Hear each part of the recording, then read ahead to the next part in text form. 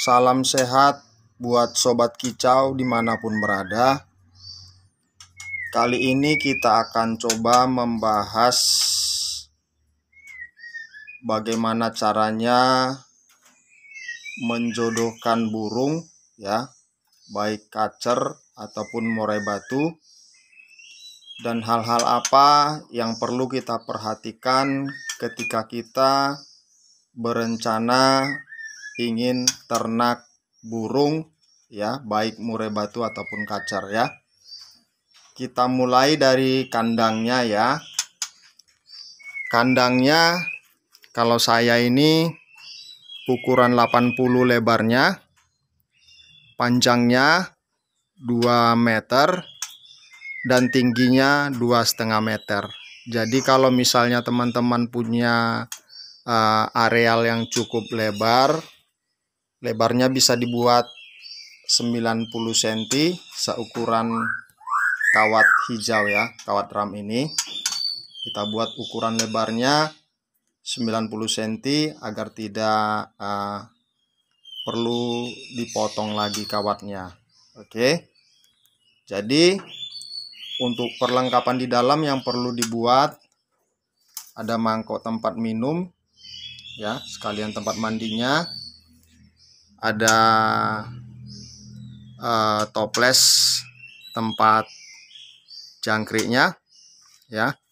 Lalu kita sediakan glodok. Fungsi glodok ini untuk merangsang burung yang kita jodohkan agar cepat birahi. Bahkan bila perlu kita kasih di dasar kandang itu serabut, ya, baik daun pinus ataupun rumput atau sejenis serabut seperti serabut nenas, boleh kita potong-potong.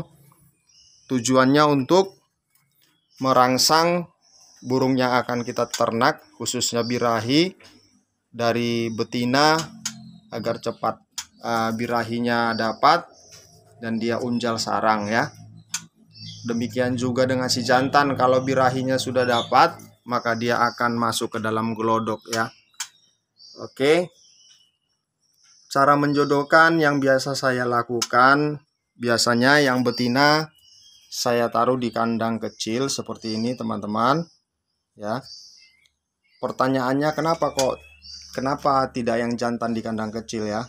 Biasanya burung jantan lebih agresif dibandingkan burung betina.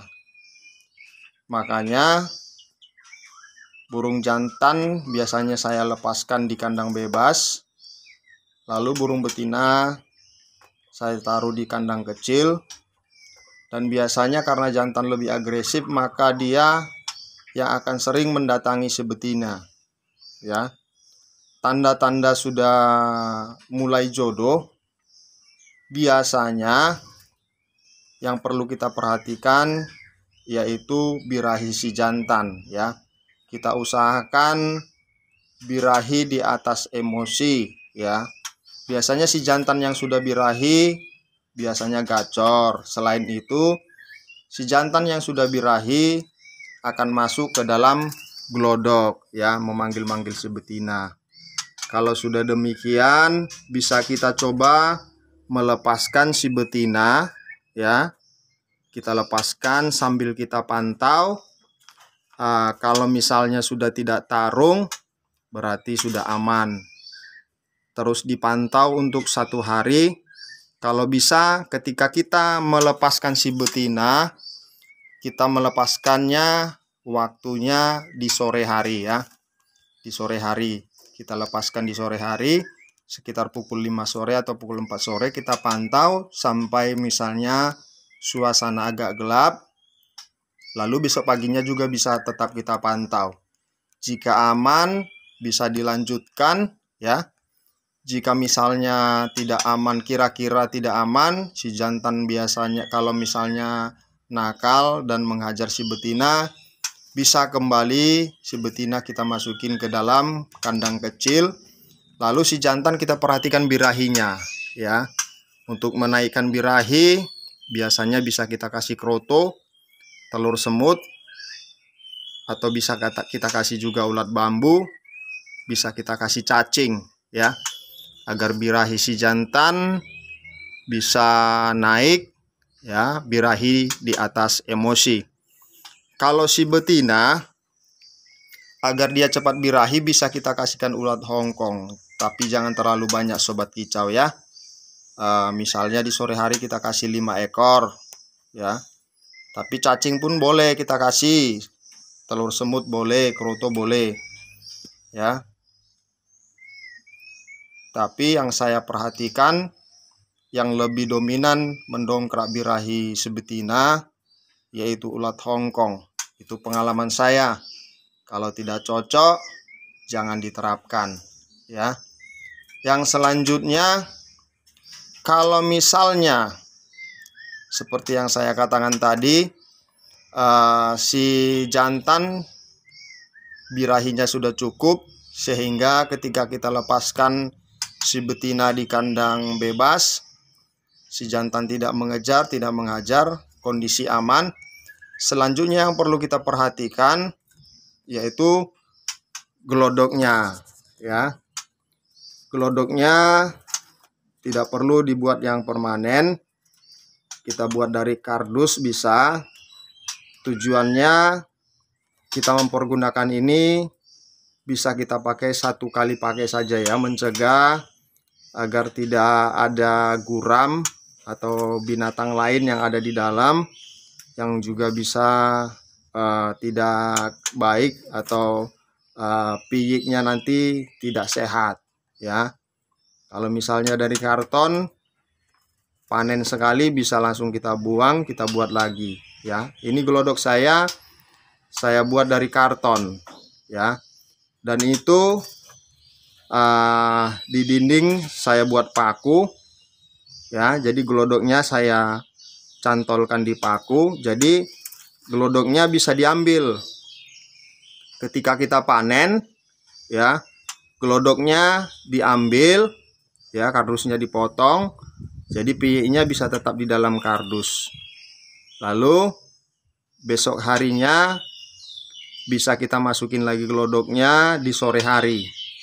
Jadi tujuannya ketika kita panen piyik di sore hari, kita ambil gelodoknya, jadi besok keesokan paginya si betina tidak lagi mencari piyiknya karena gelodoknya sudah tidak ada.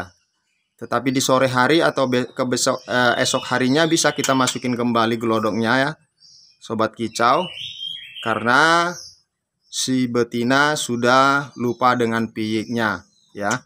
Mencegah agar tidak stres sobat kicau. Jadi kita panen piyik itu di sore hari, terus keesokan paginya gelodoknya jangan dulu kita masukin ya. Gelodok yang baru yang sudah kita buat keesokan pagi jangan kita masukin dulu, tapi kita masukin gelodoknya itu di sore hari ya, di sore hari.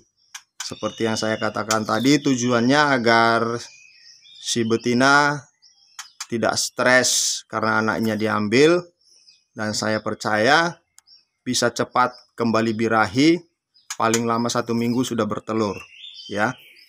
Jadi kalau misalnya sobat kicau punya beberapa pasang, jadi kalau misalnya